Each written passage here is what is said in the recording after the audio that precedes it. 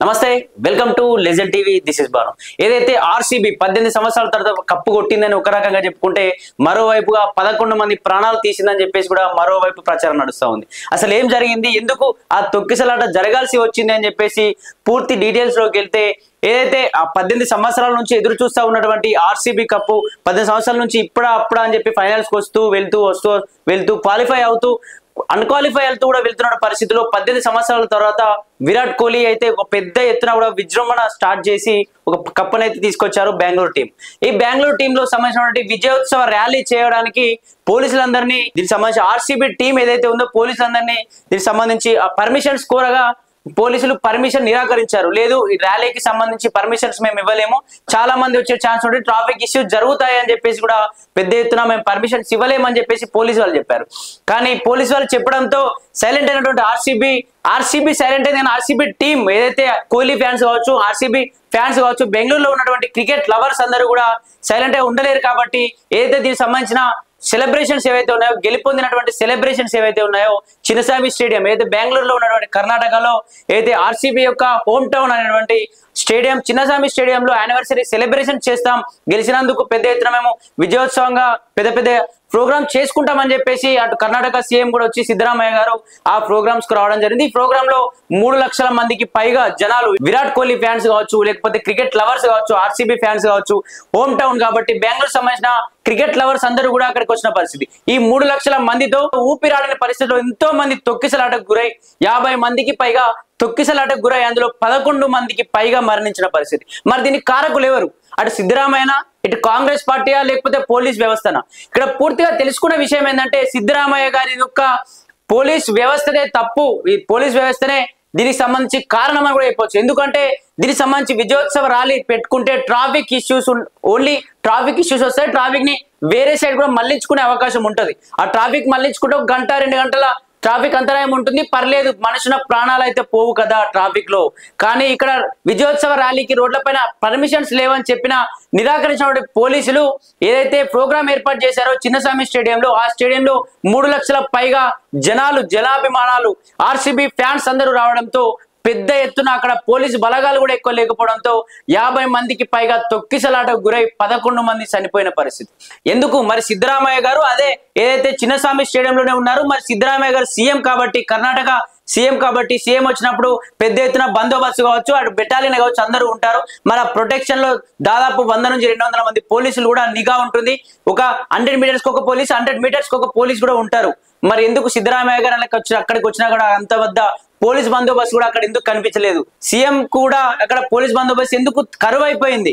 అటు సిద్ధరామయ్య గారు కూడా కామెంట్ చేస్తా ఉన్నారు. ఇక్కడ ప్రెస్ మీట్ లో కొందరు రిపోర్టర్స్ ప్రశ్నలు అడుగుతా ఉంటే మరి ఎందుకు అటు సంబంధించినటువంటి మనం జరిగినటువంటి కుంభమేళాలో దీనికి సంబంధించి 50 మందికి పైగా చనిపోతే మరి దాని గురించి మాట్లాడని మీరు అందరూ 11 మంది చనిపోతే మీరు ఎందుకు ఇంత పెద్ద రాద్ధాంతం చేస్తున్నారు? ఆ రోజు 50 మందికి పైగా చనిపోయినప్పుడు సిద్ధరామయ్య అనే వ్యక్తి ఎప్పుడైనా ప్రశ్నించాడా?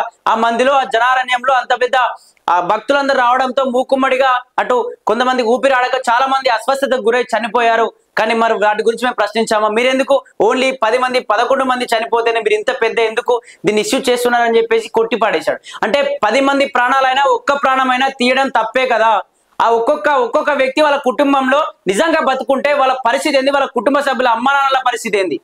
నిజంగా ఆ వ్యక్తికి ఎన్ని కోరికలు ఉండొచ్చు. ఒక్కొక్కడికి ఐఏఎస్ కావాలని పిచ్చి ఉంటుంది, ఓడోడికి ఐపీఎస్ కావాలని పిచ్చి ఉంటుంది, ఓడోడికి ఇల్లు పరిస్థితి బాగాలేక ఓన్లీ ఆ రోజు మనం డ్యూటీ మానేసుకొని, ఎందుకంటే కర్ణాటక రాష్ట్రం ఆ రోజు బెంగళూరు టీం గెలిచినందుకు పెద్ద ఎత్తున కూడా విద్యా సంస్థలు ఆ రోజు మొత్తం అన్ని జాబ్స్ కావచ్చు, విద్యా సంస్థలు మొత్తం సెలవు ప్రకటించింది.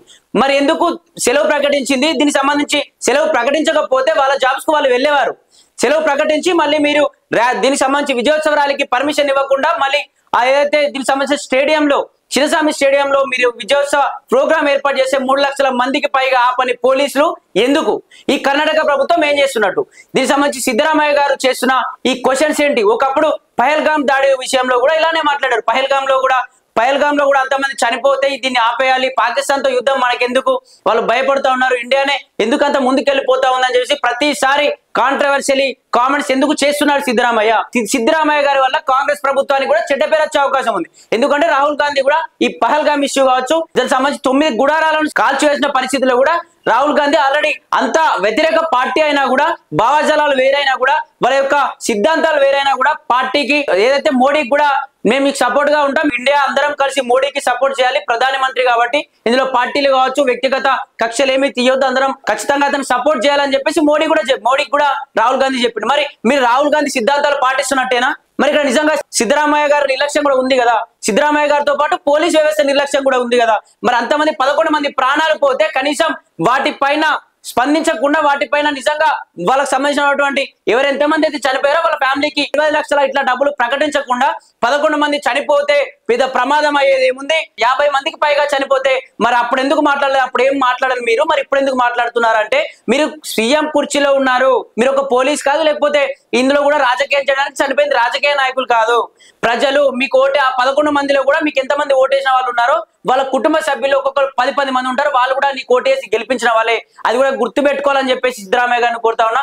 అలాగే ఫ్యాన్స్ కి, ఈ ఫ్యాన్స్ ఎవరైతే ఉన్నారో అమ్మా నాన్నల కంటే ఎక్కువ ఎవరు కాదు, అది ఒకటి గుర్తు పెట్టుకోండి. కానీ పెంచిన అమ్మా నాన్న కంటే ఎవరు ఎక్కువ కాదు. ఇప్పుడు చనిపోయిన తర్వాత ఒక్క కొడుకున్న వ్యక్తి ఉంటాడు, అతను ఇక్కడికి వచ్చి చనిపోతే ఆ 11 మందిలో ఆ ఒక్క కొడుకున్న వ్యక్తి అంటే ఆ తల్లి 9 నెలలు కనీ పెంచినటువంటి ఆ తల్లి అరణ్య రోదన ఎట్లుంటది, తండ్రి యొక్క అరణ్య రోదన ఎట్లుంటది, ఆ చనిపోతే పిల్లలు లేకుండా చనిపోతే వాళ్ళిద్దరు బిక్కుమంటూ చనిపోయిన వ్యక్తి యొక్క ఫ్రెండ్స్ ని చూసినప్పుడల్లా, లేకపోతే తన క్లాస్మేట్స్ ని చూసినప్పుడల్లా, అంత ఎత్తు ఎదిగినటువంటి పిల్లల్ని చూసినప్పుడల్లా కొడుకు గుర్తొచ్చి ఎంత అరణ్య రోదన అనుభవిస్తుంది ఆ తల్లి.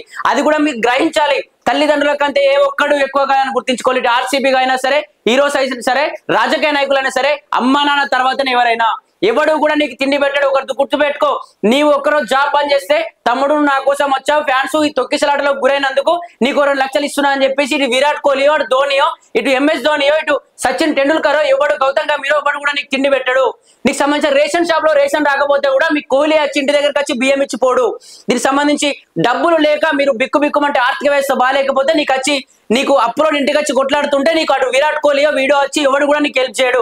కాబట్టి ఒకటే గుర్తు పెట్టుకోవాలి, ఆర్థిక పరిస్థితి ఎవరిది కూడా బాగుండవు. అందరూ మధ్యతరగతి వాళ్ళే. ఏదో బగ్గస్ పైసలు సంపాదించి మేము పోవాలి ఫ్యాన్స్ దగ్గర ఎవడు పోడు.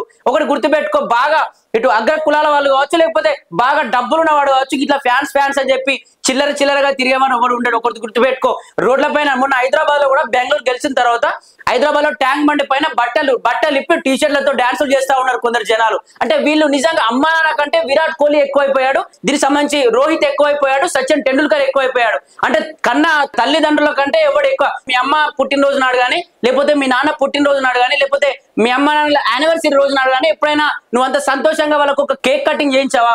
అదే ఒక చిరంజీవి బర్త్డే వస్తేనో, ఒక రామ్ చరణ్ బర్త్డే వస్తేనో, లేకపోతే అల్లు అర్జున్ బర్త్డే వస్తేనో, సచిన్ టెండూల్కర్ బర్త్డే వస్తేనో, విరాట్ కోహ్లీ బర్త్డే వస్తేనో వాడిని కేక్ కట్ చేయాలి, వాడు వచ్చి వీడు చూసేది లేదు, పీకేది లేదు. ఎందుకు ఇంత పెద్ద ఎందుకు? అమ్మా నాన్న కంటే ఎక్కువ ఎవడు కాడు. ఒకటే గుర్తు పెట్టుకోవాలి. ఇప్పుడు చనిపోయిన 11 మంది యొక్క ప్రాణాలను ఎవరైనా తీసుకొస్తాడా? ఇటు విరాట్ కోహ్లీ తీసుకొస్తాడా, లేకపోతే ఇటు ఆర్సీబీ టీం మొత్తం తీసుకొస్తారా, లేకపోతే సిద్ధరామయ్య తీసుకొస్తారా, పోలీసులు తీసుకొస్తారా? అక్కడ పోలీసుల నిర్లక్ష్యం ఎంత ఉందో, ఫ్యాన్స్ 3 లక్షల మంది ఫ్యాన్స్ ఎవరైతే ఉన్నారో వాళ్ళది కూడా తప్ప అంతే ఉంది. ఎందుకంటే 11 మంది ప్రాణాలు పోయాయి. 11 మంది యొక్క ప్రాణాలు పోయినందుకు ఆ తల్లులు, వాళ్ళ తల్లిదండ్రులు ఎంత బాధ అనుభవించుంటారు. ఇంటి నుంచి అమ్మ నేను విరాట్ కోహ్లీ ఫ్యాన్ కాబట్టి గెలిచినందుకు నేను వెళ్ళి అక్కడ ప్రోగ్రామ్ లో పాల్గొని నేను వెళ్ళొస్తానమ్మా, నాకు కొంచెం సంతోషం ఉంటుందంటే ఆ తల్లి బాధతో అంతమందిలో ఎందుకని తిట్టినా కూడా అమ్మ నాన్నల కంటే ఎక్కువ కాదు, నాకు కోహ్లీ ఎక్కువ, నాకు కోహ్లీ అన్నం పెడుతున్నాడు, రోజు కోహ్లీ జీతాలు ఇస్తున్నాడు, రోజు నాకు కోహ్లీ తినడానికి తిండిలు పెడుతున్నారు, సరుకులు తీసుకొస్తున్నారని చెప్పి చెప్తున్నటువంటి ఈ ఎవరైతే యువత ఉన్నారో వీళ్ళందరూ ఇలా చెడిపోకండి. అమ్మా నాన్నని చూసుకోండి ఫస్ట్. అమ్మా నాన్ననే ముఖ్యం. అమ్మా నాన్న తర్వాతనే ఎవడైనా. ఇప్పుడు చనిపోయిన 11 వ్యక్తులు ఎవరైతే ఉన్నారో వాళ్ళు ఒక్కొక్కరికి ఒక్కొక్క కోరికుండా ఓడికిన ఏదో పెద్ద ఉద్యోగం రావాలని కోరుకుంటా, లేకపోతే నేను క్రికెటర్ కావాలని కోరుకుంటా, లేకపోతే నేను ఆటల్లో నెగ్గగలాలని కోరుకుంటా, ఇట్లా రకరకాల కోరికల వాళ్ళు ఉంటారు. మరి వాళ్ళ పరిస్థితి ఏంది? 11 మంది చనిపోతే నిజంగా ఇటు విరాట్ కోహ్లీ కావచ్చు, ఆర్సీబీ టీం మరి వాళ్ళకి ఏమైనా డబ్బులు ఇస్తుందా? ఎవడు ఒక్క రూపాయి గుర్తుపెట్టుకోండి. ఒక్కొక్కరికి విరాట్ కోహ్లీ కావచ్చు ఎవరికైనా ఒక్కొక్క అడ్వర్టైజ్మెంట్ చేస్తే పర్ సెకండ్ ₹1 కోటి ఇస్తారు. కానీ మీ మొక్కలు ఎవడైనా గుర్తుపడతాడా? ఈ చనిపోయిన 11 మంది కావచ్చు, పోయిన 3 లక్షల మంది పైన కావచ్చు, వీళ్ళందరూ ఏదైతే ఆ స్టేడియం దగ్గరికి వెళ్ళారో ఆ స్టేడియం దగ్గర కావచ్చు, లేకపోతే మీ ఫోటో చూసి కావచ్చు, మీ ఇన్స్టాగ్రామ్ లో మీరు విరాట్ కోహ్లీ పొగుడుతూ పెట్టిన ఫోటోస్ కావచ్చు, లేకపోతే బట్టలు చింపేసుకొని గుండెల పైన విరాట్ కోహ్లీ పేరు రాసుకొని బట్టలు చింపేసుకొని ఎగరడం కాదు. ఒకటి గుర్తుపెట్టుకో, ఈ విరాట్ కోహ్లీ కావచ్చు, ఎవడైనా నీకు తిండి పెట్టాడు, నీ ఆర్థికంగా పరిస్థితి బాగాలేనప్పుడు ఎవడొచ్చి నీకు చేయడు, అమ్మా నాన్నలే చేస్తారు, గుర్తుపెట్టుకో. నీకు జ్వరం వచ్చి పంటే కూడా నీకు అమ్మా నాన్నలే చేస్తారు. అలా బట్టలు ఇప్పేసి మొత్తం వీరంగం చేయడం కరెక్ట్ కాదు. ఇప్పటికైనా యువత ఆలోచించండి. ఫ్యాన్స్ ఉండడం కరెక్టే, నీకు అభిమానం ఉండడం కరెక్టే, కానీ ఎంతలా ఉండనో అంతే ఉండాలి. మరి బట్టలు చింపుకునేంత, గుండెలపై పేరు రాసుకునేంత, వాడి కోసం ఉరి వేసుకుని ఆర్సీబీ గెలవలేదు, లేకపోతే జీటీ గెలవలేదు, లేకపోతే దీనికి సంబంధించి పంజాబ్ గెలవలేదు, ఎస్ఆర్ఎస్ గెలవలేదు అని చెప్పేసి ఉరి వేసుకోవడం, ఇట్లాంటివి మానుకోండి. వాటి వల్ల నీకు ఒక్క ప్రయోజనం లేదు. ఏదైతే టీం మెంబర్స్ ఉంటారో, అటు ఎస్ఆర్ఎస్ కావచ్చు, ఆర్సీబీ కావచ్చు, పంజాబ్ కావచ్చు, ఈ టీం మెంబర్స్ ఎన్ని టీమ్స్ ఉన్నాయో, టీం మెంబర్స్ అందరికీ కూడా కొన్ని కోట్లలో పెట్టుకుంటాయి ఆ టీమ్స్. ఆ టీం మేనేజ్మెంట్ కొన్ని కోట్లలో పెట్టుకుంటుందా, కోట్లలో నీకు ఒక్క రూపాయి కూడా మీ ఫ్యాన్స్ కి ఇస్తున్నారా, గుర్తుపెట్టుకోండి. ఒక్కొక్కడికి అడ్వర్టైజ్మెంట్లు చేస్తా ఉంటే అడ్వర్టైజ్మెంట్లలో పర్ సెకండ్ కొన్ని కోట్ల పర్ సెకండ్. నువ్వు ఒక్క రోజుకి 8 గంటలు పని చేస్తే ఒక్క రోజుకి 800 పడతాయి నీకు. అది కూడా మనం చేసే పనులు కూలీ పనులు.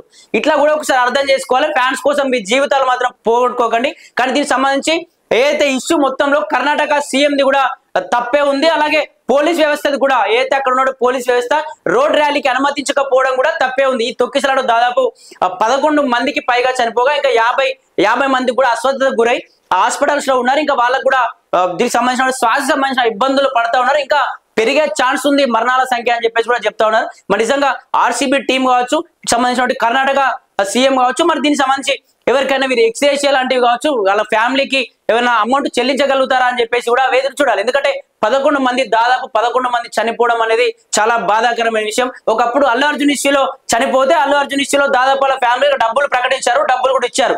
ఎంతైతే మా తప్పు లేదని చెప్పినటువంటి అల్లు అర్జున్ ఫ్యామిలీ డైరెక్ట్ హాస్పిటల్కి వెళ్ళి కూడా వాళ్ళకి డబ్బులు చెల్లించారు. మరి ఈ విధంగా ఆర్సీబీ టీం కూడా వాళ్ళ ఫ్యాన్స్, ఎందుకంటే ఆర్సీబీ కోసం ఆర్సీబీలో ఉన్నటువంటి క్యాప్టెన్ దీనికి సంబంధించి విరాట్ కోహ్లీ కోసం చాలా మంది కూడా ఫ్యాన్స్ వచ్చారు. కాబట్టి విరాట్ కోహ్లీ కావచ్చు, అతనే ఇంత ముందున్న క్యాప్టెన్ విరాట్ కోహ్లీ కాబట్టి ఇప్పుడున్న క్యాప్టెన్ ఎవరైతే ఉన్నారో వీళ్ళందరికీ కూడా డబ్బులు ప్రకటించాలి. డబ్బులు ప్రకటిస్తే ఆర్సీబీకి ఒక మంచి విలువ ఉంటుంది. ఎందుకంటే ఆర్సీబీ కప్పు కొట్టడం వల్ల వీళ్ళు విజయోత్సవాలు చేసుకోవడం వల్ల ఇంతమంది ప్రాణాలు పోయాయి. అలాగే మొన్న గెలిచిన రోజు ట్యాంక్ బండ్ లో కూడా బట్టలు ఇప్పి డాన్సులు చేస్తుంటే పోలీసులు వచ్చి లాఠీలతో కొట్టిన పరిస్థితి. ఎవరి కోసం దెబ్బలు పడాలి మీరు? ఎవరి కోసం దెబ్బలు పడాలి? మీ ఇంట్లో మీకు సంబంధించినటువంటి ఓటు హక్కు విషయంలో మీరు రాజకీయ నాయకుడిని క్వశ్చన్ చేసినందుకు దెబ్బలు పడతా ఉన్నారా? లేకపోతే రాజకీయ నాయకులు ఏదైతే మీకు ఇంటికి వచ్చి మీ పథకాలు ఇస్తా అని చెప్పారో ఆ పథకాలు మీరు ఇవ్వడం లేదు, మా ఈ ప్రభుత్వం వచ్చిన తర్వాత, మీరు గెలిచిన తర్వాత కనీసం మా వాడకు కూడా వచ్చి ఆ ఏదైతే స్తంభాలకి లైట్ కూడా పెట్టట్లేదని చెప్పేసి గ్రామ పంచాయతీకి వెళ్తానో లేకపోతే శాసనసభ దగ్గరికి వెళ్తానో వాళ్ళ ప్రశ్నించ కొడుతున్నారా? కాదు, పనికిరాని వేషాలు కొడుతున్నారు. వాళ్ళు కొట్టడంలో తప్పు లేదు, కొట్టడం కరెక్టే. కాబట్టి అందరూ ఖచ్చితంగా యువత కూడా అట్లా ఫ్యాన్స్ ఉండడం కరెక్టే, కానీ అతిగా ఉండి బట్టలు చించుకొని చంపుకొని చచ్చిపోయేంతగా ఉండొద్దు. కాబట్టి అందరూ కూడా యువత కొంచెం గుర్తుపెట్టుకోవాలి. అందరిది ఆర్థిక పరిస్థితి బాగుండదు, అందరూ మధ్యతరగతి ప్రజలే. కాబట్టి అమ్మానాల కోసం కొంచెం ఆలోచించండి. ఆ ప్రేమ, ఆ ఫ్యాన్స్ పైన ఎంత ప్రేమ చూపిస్తున్నారో, అభిమానం ఎంత చూపిస్తున్నారో అది కూడా తల్లిదండ్రుల పైన చూపించండి. కాబట్టి దీనికి సంబంధించి చనిపోయిన వ్యక్తులకు కావచ్చు, ఆర్సీబీ కావచ్చు, అలాగే కర్ణాటక కాంగ్రెస్ ప్రభుత్వం సిద్ధరామయ్య గారు కూడా ఏదైనా ప్రకటించాలి. అలాగే పోలీసుల నిర్లక్ష్యం కూడా ఉంది కాబట్టి అక్కడ మరి బందోబస్తు ఎందుకు లేదు, దీనికి సంబంధించి పూర్తిగా విచారణ చేసి దానికి సంబంధించి అయితే పూర్తిగా విచారణ చేసి ఒక పెద్ద ఎత్తున కూడా వాళ్ళకి ఏదో ఒకటి ప్రకటిస్తే ఆ ఫ్యాన్స్ కూడా చాలా సంతోషం ఉంటుంది. కాబట్టి థ్యాంక్ యూ.